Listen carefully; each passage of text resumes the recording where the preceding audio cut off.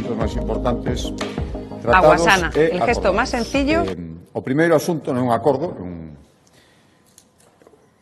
examen de medidas obrigado pola actualidade. Coñecimos nesta fin de semana as medidas adoptadas polo Goberno central frente á crisis en Irán, as medidas de apoio económico.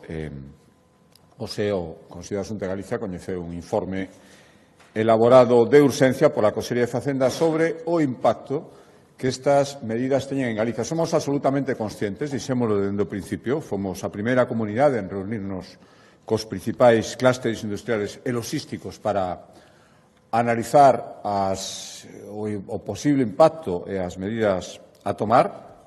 Concluímos todos unha crisis nacional que había que dirixirse, en primeiro lugar, de xeito directo o Goberno central. Pedimos, dende logo a Galicia, que outras moitas comunidades autónomas, ser escoitados respecto ás medidas a adoptar. Nada desto sucedeu, como coñecen.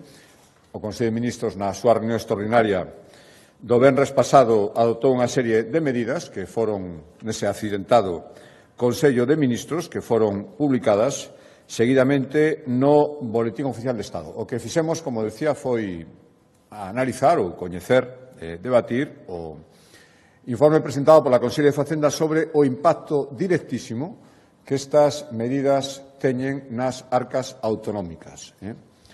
Porque é certo que se tomaron sin ningún tipo de diálogo, sin escoitar en absoluto as comunidades autónomas, desde logo a Xunta de Galicia non, pero as medidas impactan moi directamente. Hai tres impostos sobre os que pivotan as medidas: a redución do IBE, a reducción dos impostos especiais sobre os hidrocarburos e o que afecta o imposto sobre a electricidade. Son tributos cedidos ás comunidades autónomas, polo que o impacto das medidas adoptadas impacta na facenda das comunidades autónomas, e a facenda das comunidades autónomas é a que sostén os servizos públicos que prestamos ás comunidades autónomas e, polo tanto, a Xunta de Galicia. No caso do IBE, a recaudación repártese a partes iguais entre as comunidades autónomas e a Administración Xeral do Estado. Nos impostos especiais, o 58% da recaudación vai para as arcas autonómicas. E no caso de impostos sobre electricidade, un tributo totalmente cedido, o 100% da recaudación é unha recaudación que nutre as arcas autonómicas. Polo tanto, isto supón que o impacto en Galicia, o que os impostos dos galegos, o que a falta de disponibilidade que isto vai supoñer cada mes, hai en principio a vixencia do Real Decreto son 3 meses, son 40,2 millóns de euros. É dicir, nos 3 meses de vixencia, a Xunta de Galicia deixará de ingresar nas arcas autonómicas 120,6 millóns de euros.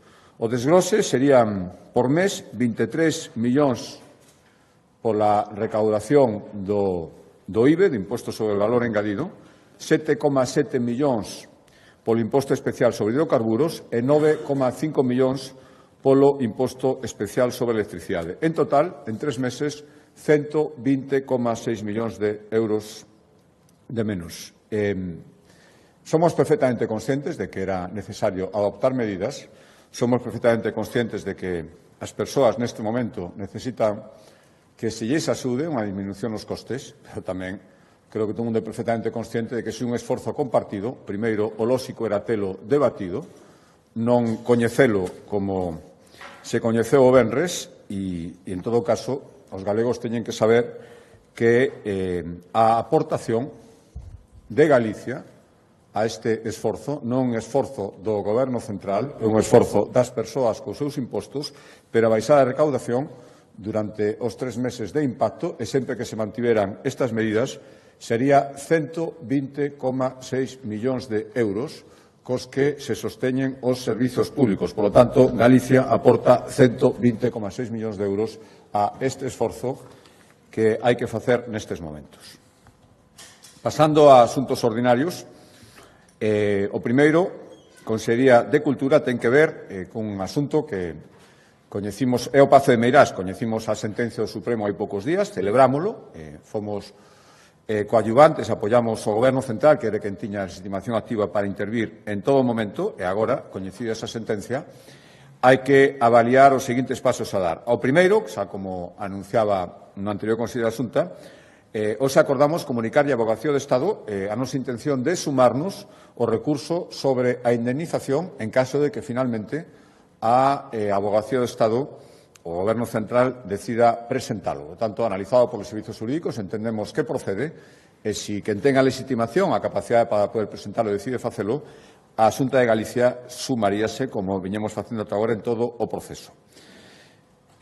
Outro acordo tomado hoxe sobre o Pazo de Meirás é volver a reiterarlle ao Goberno Central o que xa acordamos no seu momento, que unha vez que quede resolta definitivamente a situación judicial do Pazo, a expensas deste recurso sobre a indemnización, hai que permitir, e se pode ser antes, que creemos que sí, as visitas públicas na totalidade do edificio e instar ao Goberno Central a que realice as obras necesarias para garantir a conservación baixo este novo réximen de acceso público.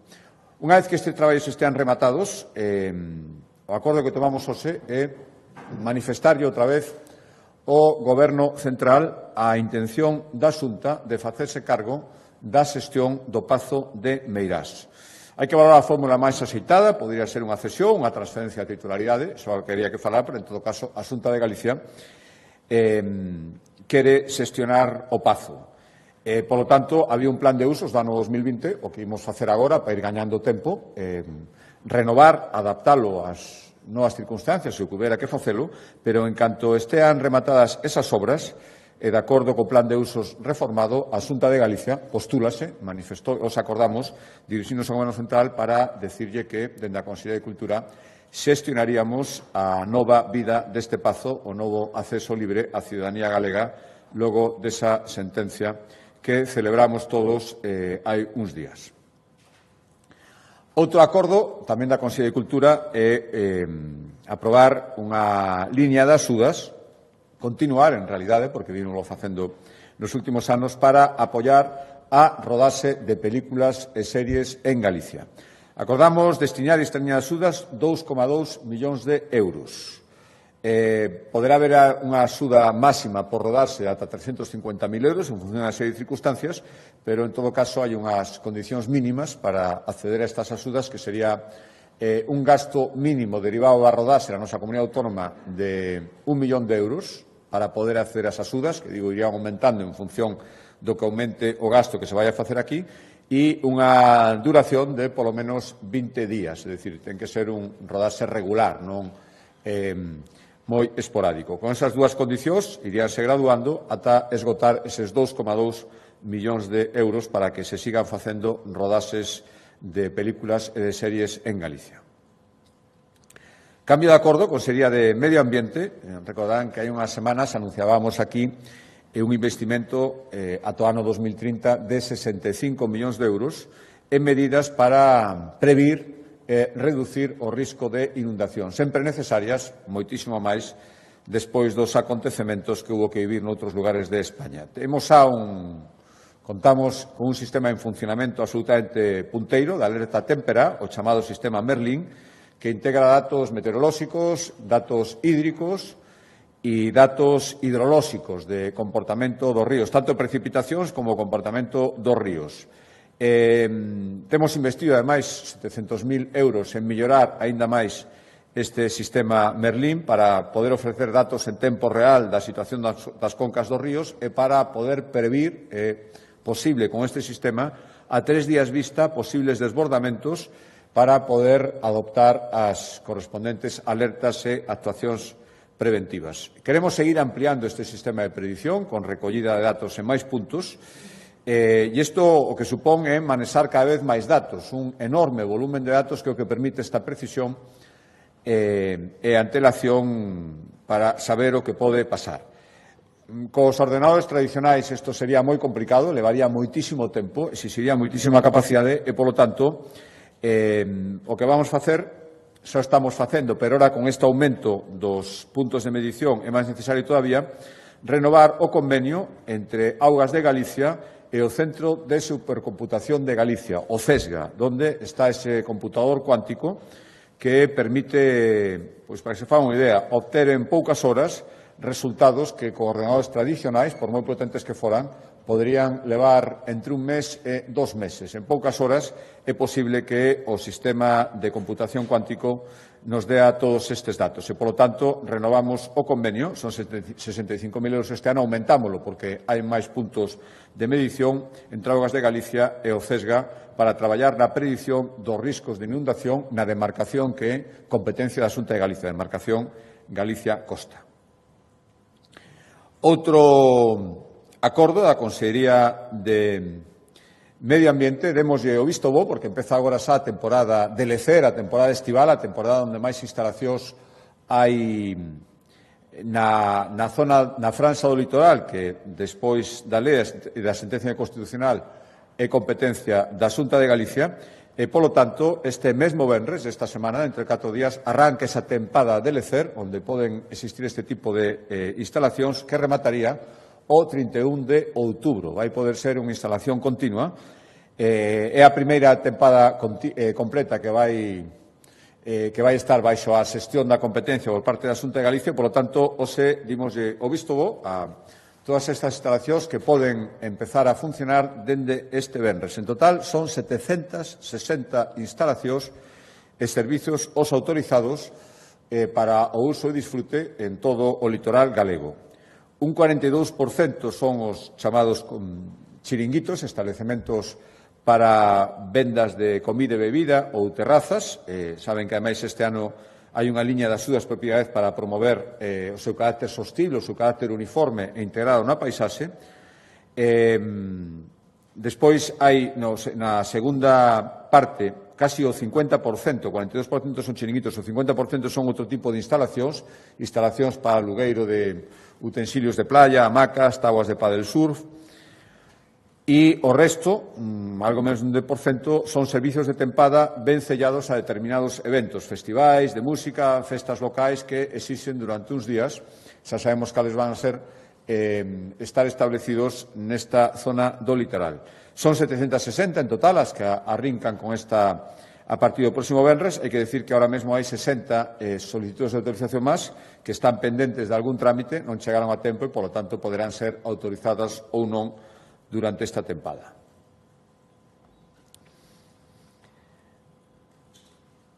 A proposta da Axencia Galega de Turismo, dentro dos preparativos que estamos facendo para o Xacobeo do ano 27, os aumentamos a rede pública de albergues. Actualmente son ao redor de 35 alosamentos, 3.000 prazas.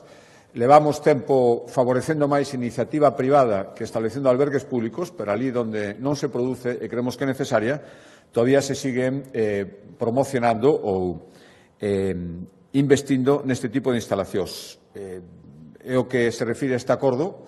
Acordamos por 1,5 millóns de euros a rehabilitación da Casa Reitoral de Dozón para convertela nun novo albergue de peregrinos con 58 prazas, na Ruta da Prata, unha ruta que necesita acabar de completar os seus servicios. É unha zona onde non hai ninguna instalación para pernoctar, polo tanto, dende o punto de vista da potenciación e a continuación e a uniformidade desta ruta, tomamos este acordo que vai supoñer, con esta cantidad que decía, 1,5 millón de euros, reformalo, edificio, respetando os elementos orixinais e a intención é que as obras estean rematadas para o máis alto do ano que ven, da tempada do Xacobeo 2027, polo tanto, darlle continuidade e posibilidade de osamento a un tramo grande desta vía antes da chegada da LIN que non o tiña. Cambio de Consellería, proposta da Consellería de Sanidade, hoxe investimos 11,5 millóns de euros na que vai ser a primeira. Saben que estamos implantando o sistema de compra centralizada que permite aforros, neste caso, por exemplo, o aforro vai ser de 300.000 euros por ano, suministros para a sanidade pública que permiten este sistema de compra para todas as áreas sanitarias, permite aforros importantes sin disminuir a súa calidade e a súa seguridade sanitaria. Como decía, son 11,5 millóns de euros para dispositivos destinados ao tratamento da dor crónica e grave, dispositivos que se utilizan cando outros sistemas xa non funcionan, os pacientes, os doentes, xa non responden a outro tipo de terapias de tratamento da dor, entran en xogo estes dispositivos. Son basicamente dous, os chamados bombas intratecales, se implantan na médula espinal, suministran analxéticos de forma xa absolutamente directa, e os neuroestimuladores que se implantan baixo a pel e tamén permiten reducir a dor de tipo máis crónico. O contrato ten unha duración de 2 anos, 11,5 millóns de euros, compra centralizada, aforro de 300.000 euros ao ano. Cambio de acordo, a proposta da Consellería, a proposta, si, isto é outro balance, non un acordo, que presentou o Consello de Costas, que presenta a Consellería de Facenda, preséntase todos os anos respecto á aplicación das medidas que recomenda o Consello de Contas respecto á xestión da Xunta de Galicia. Xa digo que este é un informe que presentamos periódicamente. Este corresponde ao último informe que fixo o Consello de Contas sobre a xestión do 25. Este informe o que acredita é que a Xunta aceptamos o 91% das recomendacións e suxestións que fixo o Consello de Contas. Hai un 9% que, por diferentes razóns, entendemos que non resultarían de aplicación. Pero ese 91%, agora mesmo, o 62% dese 91%, 6 de cada 10 medidas das que aceptamos, xa están implantadas e o resto están en proceso de implantarse.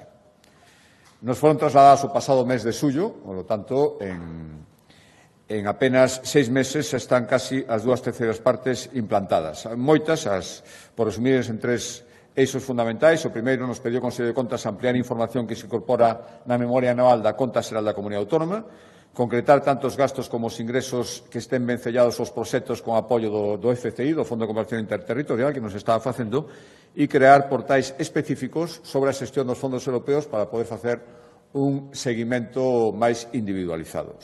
Estes serían os 3 eixos fundamentais, e outras moitas, pero xa digo, 91% aceptadas e casi 2/3 partes xa implantadas e o resto en proceso.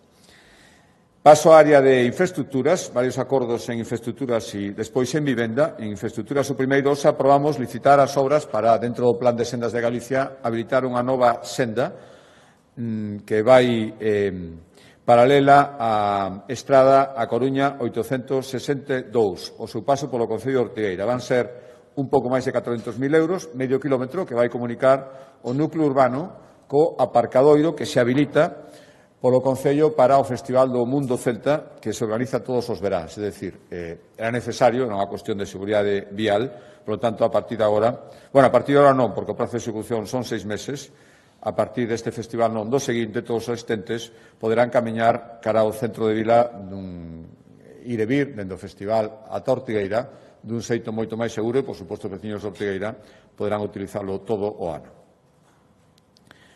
Outro acordo en materia de infraestructuras, autorizamos 1,7 millóns de euros como aportación a un convenio que asinaremos co Concello do Grove para humanizar a principal vía de acceso que ten este Concello. Falamos do tramo da rúa Luis Antonio Maestre. Son casi 900 metros que teñen un tráfico diario moi intenso, moitos camións, todos os que van ao Porto de Meloso, moitos camións que entran e saen do Pobo, e, polo tanto, este convenio, que son 2,6 millóns de euros, nos aportamos a Xunta de Galicia 1,7, por tanto, algo máis dun 65% do coste total deste convenio que a Xunta de Galicia firma co Concello do Grove. Outro acordo en materia de infraestructuras, en materia de estradas, saben que un dos nosos principais obxectivos é non só executar novas infraestructuras viarias, senón manter nun aceitado estado de uso as que xa temos os máis de 5.500 kilómetros que compoñen a rede de estradas autonómicas. A semana pasada aprobou o Consello da Xunta varias obras de conservación na provincia da Coruña e hoxe facemos o mesmo na provincia de Lugo. Son 3,6 millóns de euros para mellorar 3 estradas na provincia de Lugo, 3 estradas autonómicas que percorren 10 concellos: O Corgo, Portomarín, Pedrafita, Baralla, Láncara, Paradela, O Páramo, Sarria, Triacastela e Monforte. En total, xa digo, 3 estradas, 63 kilómetros que imos facer obras de mellora, non só a renovación do firme onde sexa necesario, senón tamén renovación de sinalización, de biondas, de todo o que é necesario para manter as estradas no estado debido e, bueno, os aprobamos este investimento. As obras tamén empezarán este mesmo ano, despois da licitación. Acordo en materia de educación, antes de entrarnos de vivenda, coñecimos os datos dun procedimento que empezou de xeito pioneiro en Galicia no ano 2008 e que se dirixía a facilitarlle aos traballadores que tiñan unha experiencia acreditada e moitas veces coñecementos expertos nunha materia pero que non teñan titulación, un xeito de poder acreditalo e que, por lo tanto, lle servira para as súas contratacións, promocións profesionais, toda esa experiencia adquirida, todo ese saber práctico que tivera un respaldo a través dunha certificación documental.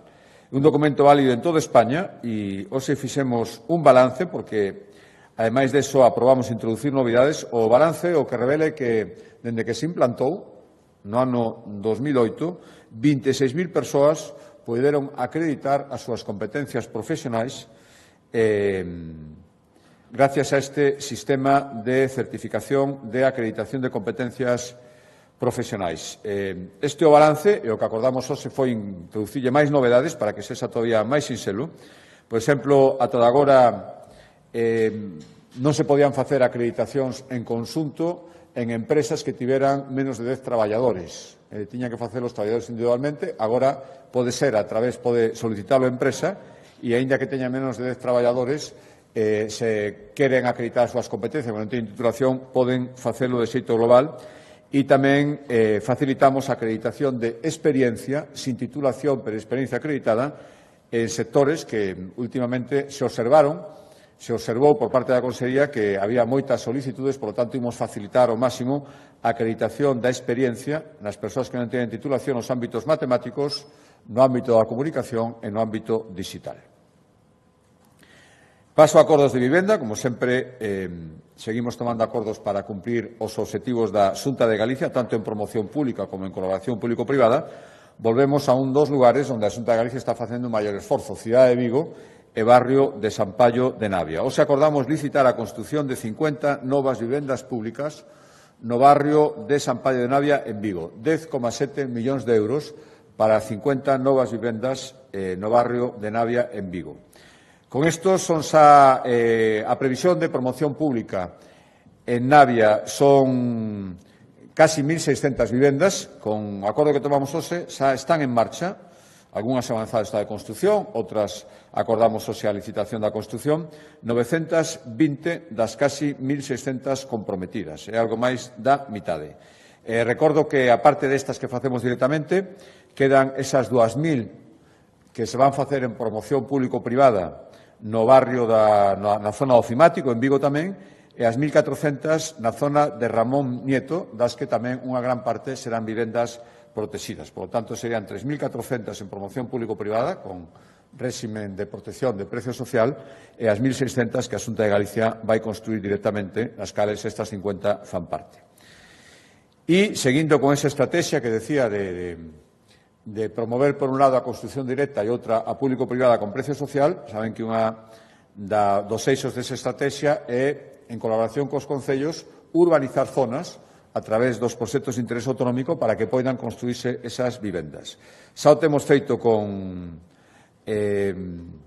varias cidades e hoxe toca o turno a Pontevedra. Hoxe aprobamos o PIA, o proxecto de interés autonómico, para facilitar terreos nos que construir 2.010 vivendas na cidade de Pontevedra, das cales 81% van ser vivendas protegidas, construídas en réximen de colaboración público-privada.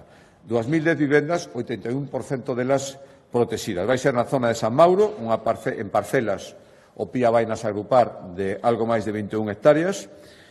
Decía que das 2.010, 81%, é dicir, 1.643, van ser protegidas e as outras 367 van ser a prezo libre, 81% protegidas. Ademais, o proxecto PIA que os aprobamos prevé crear un gran parque fluvial nesa zona de San Mauro, numerosas zonas verdes e 3.000 prazas de aparcadoiro. Decía que con este PIA fan 12 os proxectos de interés autonómicos PIAs que estamos tramitando en toda Galicia para facilitar solo residencial con destino a vivenda social. 5 xa están aprobados. con este que aprobamos hoxe, o de Pontevedra, xa está aprobado e desenvolvéndose o do Sagrado Corazón en Lugo, o do Ofimático de Vigo, o de Aballuque en Arteixo e o do barrio do 21 en Ourense. Se están aprobados e en desenvolvemento. Cambio de acordo, vamos ao sector primario. Sí, quedan os últimos acordos son do sector primario, un de medio rural relacionado con todo o que ten que ver coa prevención, coa preparación, prevención que xa se está facendo agora con todos os desbroces e tamén preparación do dispositivo de cara á tempada de máis alto risco de incendios forestais. Estamos rematando o mes de marzo e, polo tanto, é o momento de empezar a telo todo xa completamente disposto. O primeiro, como saben, incrementamos un 50% nos orzamentos deste ano 2026 a partida destinada á prevención de incendios forestais. Superamos os 75 millóns de euros. E o que facemos agora é darlle visto bo o que se vai presentar no Consello Forestal que se vai celebrar o próximo venres, que é o Plan de Prevención e Defensa contra Incendios Forestais de Galicia para a temporada 2026, o coñecido como Pladiga. Todos os anos se aproba, todos os anos se incorpora unha serie de modificacións.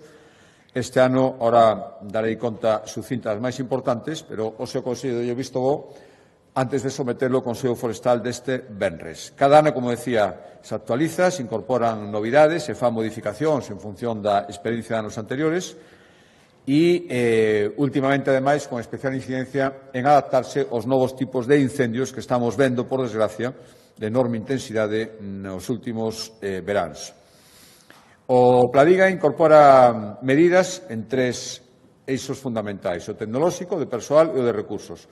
No tecnolóxico, por exemplo, a novedade que imos habilitar unha aplicación móvil que será complementaria aos sistemas tradicionais de aviso, 085, 112, e que vai permitir que as persoas, a través desta aplicación, poidan dar aviso de calquer conato, de calquer lume forestal que perciban. Vai estar disponible no mes de xullo, co inicio da campaña de alto risco, e xa digo, vai dun xeito moi sinxelo permitir ás persoas que den aviso e máis enviando datos de xeolocalización do lugar onde está o incendio do que están dando conta. Imos tamén, seguindo o eido tecnolóxico, ampliar nun 30% a rede de videovigilancia. Imos chegar ás 241 cámaras instaladas enfocando as zonas de maior alto risco de incendios, emitindo imaxes ás 24 horas, e incorporando máis drons de vigilancia, tamén de última xeración, con sistemas de detención cada vez máis sofisticados. Isto no eido tecnolóxico. No eido persoal, o Pladiga deste ano vai estar integrado por 3.000 efectivos. A maioría xa traballa todo o ano. É o primeiro ano que os que traballan non os 12 meses van chegar ao tope pactado de 9 meses, é dicir, foron aumentando un mes cada ano. Este ano se estarían en 9 meses, os que non están a tempo completo. E, ademais, incorporamos a maior respecto ao ano pasado 42 novas brigadas na tempada de máis alto risco. Serían 168 persoas a maiores respecto ao ano pasado. E, ademais, hai unha unidade de directores de extinción que é a que coordina os lumes, sobre todo os grandes lumes, que están moi especializados nestes, e decía antes, nos novos tipos de lume que se están dando, os grandes incendios forestais. Esta unidade, ata agora, tiña 6 expertos, máis que duplica os seus efectivos, despois das formacións que se foron facendo nos últimos tempos, e esta unidade de directores de extinción para os grandes lumes pasa de 6 a 15 efectivos, de 6 a 15 expertos. E en recursos, ademais de todos os recursos terrestres e aéreos, aumentan, era un dos compromisos tamén acadados, vai haber 3 avións a maiores de carga en terra e tamén un helicóptero pesado a maiores. Por lo tanto, 4 novos medios aéreos que se engaden os que xa viñan traballando o ano pasado. O último acordo, explicará agora a conselleira do Mar máis polo miúdo, ten que ver coa reacción da Xunta de Galicia. Dixemos durante estas últimas semanas que o primeiro era avaliar como impactaron esta situación de chuvias excepcionais, os sucesivos temporais, a súa implicación nos importantes danos nas poboacións mariñas, modulalos, velos por zonas, que tipo de especies eran as máis afectadas e empezar a pensar na recuperación dos bancos, que é lenta, que require meses de traballo continuo e require, dende logo, somos conscientes, o apoio da Administración, da Xunta de Galicia. Por tanto, o que fixemos foi autorizar unha inxección de 23 millóns de euros para medidas de recuperación e rexeneración dos bancos marisqueiros máis afectados polas borrascas destes últimos meses. Dese desglose de 23 millóns, 19,2 van para convenios de colaboración coas confrarías e as entidades xestoras dos distintos plans de marisqueo, 1,5 o repoboamento directo de especies e 2 millóns a seguir reforzando proxectos que dedicados a promocionar a diversidade mariña para limitar riscos. Pero para darlle máis detalles, doy a palabra ao conselleiro Gómez.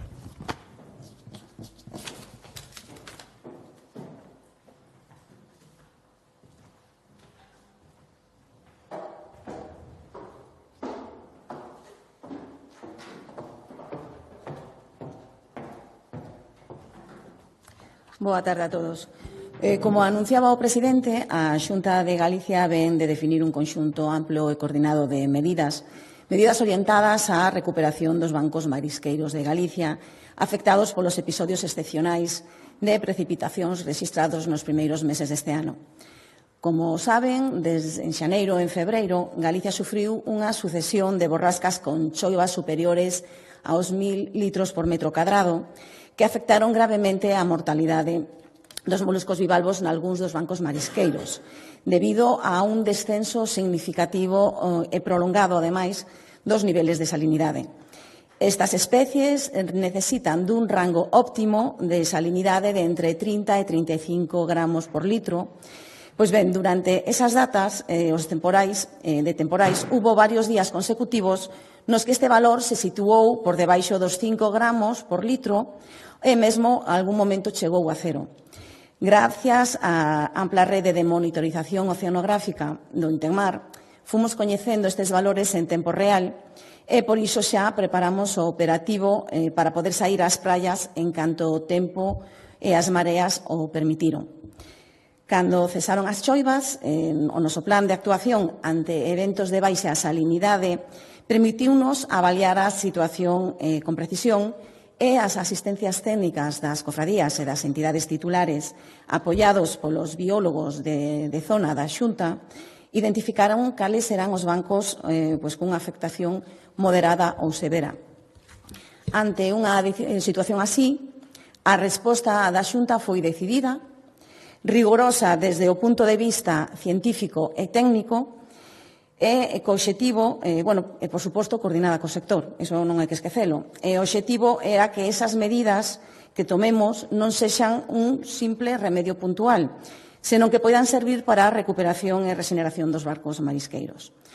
Para facer posible este esforzo colectivo, a Xunta vai a mobilizar neste exercicio 2026 un investimento de 22,7 millóns de euros en medidas a curto, medio e longo plazo, e, como mencionaba o presidente, 19,2 millóns destinaránse a ofrecer ás cofradías ou entidades titulares dos plans de xestión a posibilidade de asinar convenios bilaterales de colaboración coa Consellería do Mar.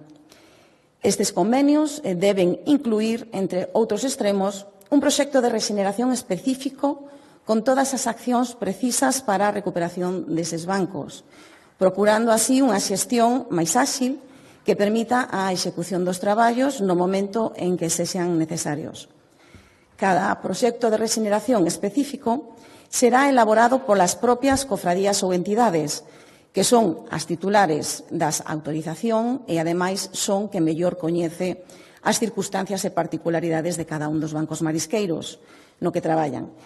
Incluirán actuacións diversas, como, por exemplo, pode ser a limpieza ou o acondicionamento do sustrato, a vigilancia dos bancos, as sementeiras ou incluso o control de depredadores. Deste xeito, a asinatura destes convenios por parte das entidades posibilitará que se remuneren os traballos que as persoas mariscadoras deben realizar, ademais de outros gastos nos que incorran as propias cofradías á hora de materializar esas tarefas. A aplicación do convenio, isto tamén é importante resaltalo, sobre a remuneración destes labores, terá carácter retroactivo dende o día no que se suspendeu a actividade extractiva. Os técnicos da Consellería do Mar revisarán e validarán cada un deses plans e, xunto coas cofradías, realizaránse tamén controles efectivos das persoas que participen nesas tarefas encomendadas. Consideramos que esta fórmula escollida, require dun compromiso decidido tamén por parte das cofradías e a mellor maneira para poder axudar a un sector a realizar eses traballos durante o tempo preciso para a regeneración dos bancos, que poder así tamén seguir garantindo a sostenibilidade do marisqueo. A asinatura deses convenios coas cofradías que queiran acollerse a esta fórmula, que, nos entendemos que serán todas as que teñen os seus bancos afectados, deberá vir precedida da solicitude da suspensión temporal de actividades extractivas nesas zonas con alta mortalidade, mortalidade severa ou moderada, co obxectivo de protexer os exemplares superviventes e así favorecer a recuperación natural dos bancos. Ademais da asinatura deses convenios, tamén se recollen outras medidas, o destinar 1,5 millón á repoboación de especies ou tamén destinar 2 millóns para o reforzo dos proxectos de conservación e restauración da biodiversidade mariña. Xunto a estas actuacións, haberá outras actuacións de carácter normativo e de carácter social, e deste xeito, dende a Consellería do Mar, prevemos a prórroga dos plans de xestión marisqueira ata o ano 2029 e tamén propoñeremos a modificación da normativa estatal para mellorar a protección social das persoas mariscadoras a pé.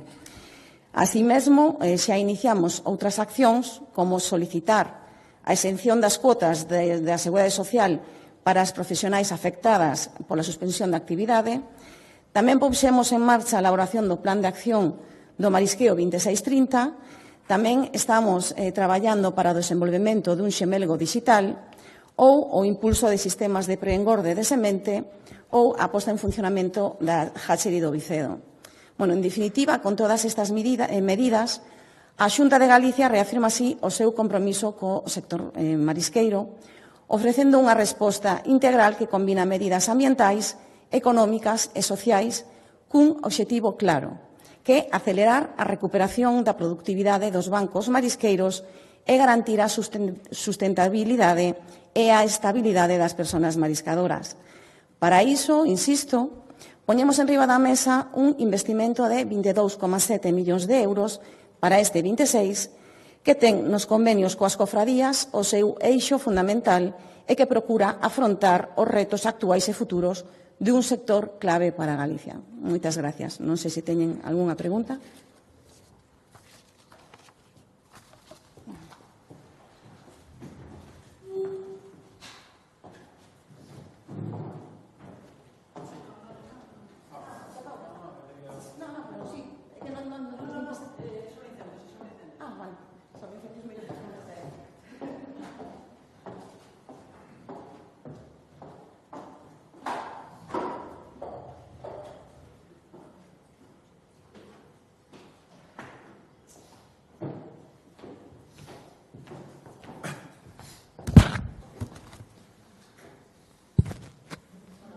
Hola.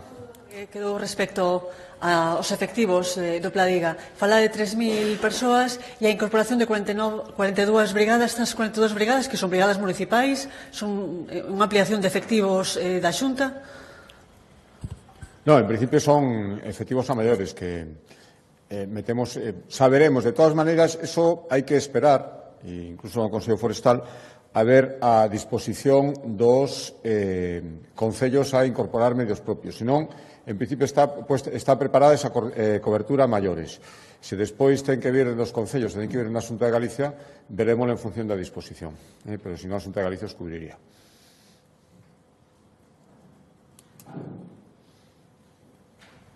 Sí, presidente, eu queria preguntar por dúas cuestións. Por unha banda, si ten previsto a Xunta establecer as súas propias medidas para intentar atallar a crise derivada da guerra, como piden algúns sectores, e por outra banda, a semana pasada coñecimos un barómetro sanitario onde apuntaba que os galegos teñen unha moi mala percepción da súa atención primaria. Non sei se lle preocupa isto e se tamén ten previsto adoptar algunha medida ao respecto.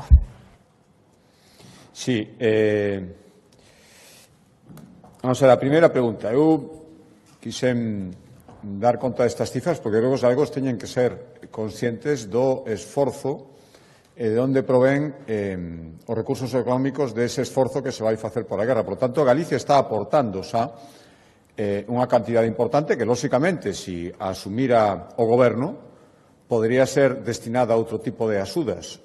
Porque, bueno, o plantexamento decía algún presidente autonómico, o Goberno invita e os demais pagamos. Bueno, pois, en parte, por mínimo, un esforzo compartido. Se o Goberno está disposto a asumir con cargo aos seus recursos exclusivamente todo o que anunciou outro día, lóxicamente iría máis campo libre. Pero xa se está facendo un esforzo importante. Fora desto, sí, estamos traballando en medidas para apoiar tamén os sectores máis afectados que daremos a coñecer. Pero esta primeira aportación que estamos facendo xa tamén é unha aportación da Xunta de Galicia. E respecto á segunda pregunta, bueno, lóxicamente, claro que estamos preocupados por dar a mellor atención sanitaria, por lo tanto, tamén a mellor atención primaria. É certo que vostede se refería a unha evaluación de outros indicadores respecto dese informe, por exemplo, o da accesibilidade da atención primaria, que, por exemplo, aí está moi ben valorado. Lóxicamente, as folgas dos últimos tempos están influindo, e parece absolutamente lóxico, na valoración que poida ter, aparte de outras cuestións que poidan ter os usuarios, e, por lo tanto, por eso traballamos primeiro, para intentar que a folga remate canto antes. A incidencia, que é certo que non é moi elevada, pero a incidencia que ten está supoñendo na primaria suspensión de actos médicos e iso nos preocupa e repercute na súa calidade. E, sobre todo, nese plan de reforma da primaria que estamos negociando coa práctica totalidade das forzas sindicais, que ten que estar rematado neste primeiro semestre e que, sen dúbida, ten que redundar nunha mellora e é unha mostra clara do que nos preocupa este asunto. Boa tarde. Primeiro, sobre un asunto do Consello, falaba da xestión, de reclamar a xestión de meiras para a Xunta. Que plan de uso se proporía? A Xunta mantería o plan que dixera hai uns anos de centralo na figura de Pardo Bazán ou se centraría en memoria histórica? E despois, sobre outros asuntos, despois das queixas, houve varias críticas, e houve, en concreto, críticas das AMPAs sobre o nomeamento do xefe provincial na Coruña para a Educación. Dixeron que non era un perfil idóneo. Repensa con este tipo de manifestacións este nomeamento? Seguindo con nomeamentos, vostede mesmo xustificou a elección, o rexeitamento, o candidato do BNG para vicevaledor do Pobo, con que un perfil activista. Queríalle pedir que se estenda sobre isto. Cal é o problema con que a xente poida ser activista de algunha causa e por que iso pensa vostede que implica que non vai actuar con objetividade ou con imparcialidade? Gracias. A primeira pregunta. Hai un plan de usos do ano 2020, non me engano, que, lóxicamente, o paso dos anos, máis de 5 anos, pode obligar a algunha reformulación. É o que decía que xa estamos traendo en paralelo. De logo, a idea da Xunta de Galicia é facerlle honra e poñer de manifesto toda a trayectoria do Pazo, que ten unha longa historia e, por lo tanto, está vinculada, por suposto, á Condesa de Pardo Bazán, está vinculada tamén á memoria histórica e o que queremos é que ese plan de usos reflicta todo. Unha cousa non pode ser excluinte da outra. E creo que todo ten cabida. E creo que, igual que a sociedade galega é plural e aberta, tamén o é para disfrutar deste BIC, pero que ten un especial significado en toda a súa plenitude, sendo fiel a toda a súa historia. Respecto á segunda pregunta, era sobre o nomeamento do director territorial. Cal era a outra, perdón? Sí, a segunda, que era o nomeamento do director territorial. Bueno, houve críticas tamén de partidos políticos que nunca están contentos, sempre criticaron calquer nomeamento que se fixo e, por lo tanto, sería unha novidade que estiveran de acordo con esta proposta. O que teño que dicir é que sempre intentamos nomear as persoas que creemos que poden desenvolver ben o seu traballo. Neste caso é así, un funcionario con a acreditada xestión pública de moitos anos e que agardo que desenvolva ben as tarefas que lle son encomendadas. De logo, agardo que sexa así, senón non tería sido nomeado polo conselleiro. E terceiro acordo. Bueno, sempre non vou aportar ninguna novidade sobre un tema. Estes postos se consensúan. Iso é o normal, é o que non se fixo. Que non ten ningún sentido é pretender que se consensúe o posto principal que o da valedora, como así se fixo, e nós fixemos unha proposta buscando o consenso e despois pensar que no outro non hai por que buscalo, porque algúns pensan que ten que ser o que les decidan e xa está. É simplemente iso. Creemos que non é a persoa idónea pola súa actividade anterior cando ten que pasar a un posto que ten que amosar absoluta imparcialidade moi legitimamente na súa etapa anterior non o fixo e, por lo tanto, agora pretender pasar directamente a un posto no que se vai exixir, bueno, simplemente o que queremos é alguén que de principio a fin non teña ningún tipo de condicionante en ese sentido. É tan sinxelo como consensuar. Cando non se quere consensuar e se quere impoñer, pois entón pasan estas cousas. Eu lamento moitísimo que non se entenda que o mesmo que fixo o Partido Popular, o Grupo Parlamentario Popular, con maioría, consensuar este nomamento, non se quera facer agora. Había que preguntar aos que non queren facelo por que é así.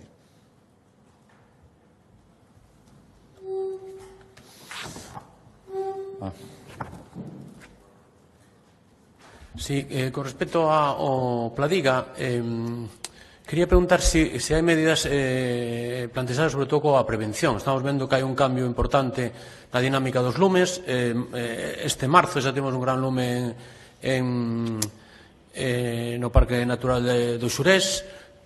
Ourense é a zona na que se concentra o maior número de lumes, un 55% dos lumes son nesa provincia, e quería preguntarlle se, aparte das novas novidades, hai tamén, digamos, un enfoque cara á prevención, é dicir, a medidas enfocadas a evitar que haxa lumes, non tanto con temas tecnolóxicos ou personais, sino evitar a prevención. Despois tamén quería preguntarse, con respecto ao conflicto da guerra de Irán, se hai algunhas medidas plantexadas, falaba de que vai a estudiar o Executivo algunhas medidas a maiores das xa aplicadas polo Goberno que repercuten tamén no país noso. Non sei se nos pode adiantar algo máis, en que sectores, dixo que xa falou con determinados sectores, que sectores poden ser estos digamos, afectados. E unha última cuestión. Hai xente que di que isto é unha oportunidade para impulsar o eólico, precisamente polo problema que hai cos combustibles fósiles. Quería preguntar se vostede ten esa mesma apreciación. Gracias. Sí, bueno, a primeira pregunta, que xa estamos traballando. Gran parte do aumento orzamentario moi importante, do que lles daba conta cando informaba deste asunto, ven da prevención. Xa están en marcha moitas actividades de limpeza de franxas agora mesmo. A maioría dos concellos adheriron a ese convenio que anunciábamos despois da ola de lumes, e creo que nesto hai que traballar especialmente. Eu falaba das medidas, o Pladiga é sobre todo referido a tempada os meses de máis risco, onde aí teñen que haber efectivos de extinción, efectivos de vixiancia, todo iso, pero todo o traballo de prevención xa se está facendo agora. Eu teño que decir que, con algunha excepción, a maioría dos concellos entenderon que, ademais, coa axuda da Xunta de Galicia, que xa digo, investiu, aumentou moito o investimento para, como dixemos, sabíamos que os concellos directamente e por si solos tiña moi complicado facer toda esa limpeza, e o que se está facendo agardo, sinceramente, ten que ser así, que esa actividade de limpeza que estamos facendo agora sexa de utilidade. Respecto á segunda pregunta, bueno, primeiro, a primeira axuda xa está. Insisto que parte destas axudas directas para baixar custes salen das arcas galegas. Xa unha axuda máis específica, non tardemos moito, é o que estamos agora mesmo diseñando, e sobre todo será dirixida a aqueles sectores económicos que poidan ver a súa actividade máis comprometida polos acontecementos destes días, que tiveran relacións comerciais ou un aumento dos seus custes derivado destes 3 semanas de guerra que levamos. É o que estamos acabando de pechar, cando estea totalmente definido, xa digo, non podemos tardar moito, por suposto, vostedes o coñecerán igual que os posibles beneficiarios. Respecto á terceira pregunta, é que eu teño dito moitas veces, Galicia ten que aproveitar as súas oportunidades. Nós non temos petróleo, non temos recursos, non temos gas, non temos recursos que a toda agora eran moi buscados e que agora se están poñendo, aparte de por razóns climáticas e medioambientais, que son absolutamente legítimas e defendibles, estamos vendo agora o que se deriva da dependencia de fontes de enerxía que non temos. Aquí temos fontes de enerxía da natureza, enerxía eólica, enerxía hidráulica, e, polo tanto, é unha oportunidade para Galicia, non só pola independencia enerxética, sino, e volvo a decir algo que dice moitas veces, cada vez máis as industrias se instalan cerca desas fontes de produción. E, polo tanto, se temos esas fontes de produción, teremos industrias que veñan a instalarse porque as teñen cerca e, polo tanto, é todo moito máis sinxelo e moito máis eficaz. Polo tanto, todos os que se opoñen por sistema, por plantaxamentos ideolóxicos, a que esas fontes de enerxía non existan en Galicia, están facendo que perdamos oportunidades que outros aproveitarán. Moi ben, moitas gracias.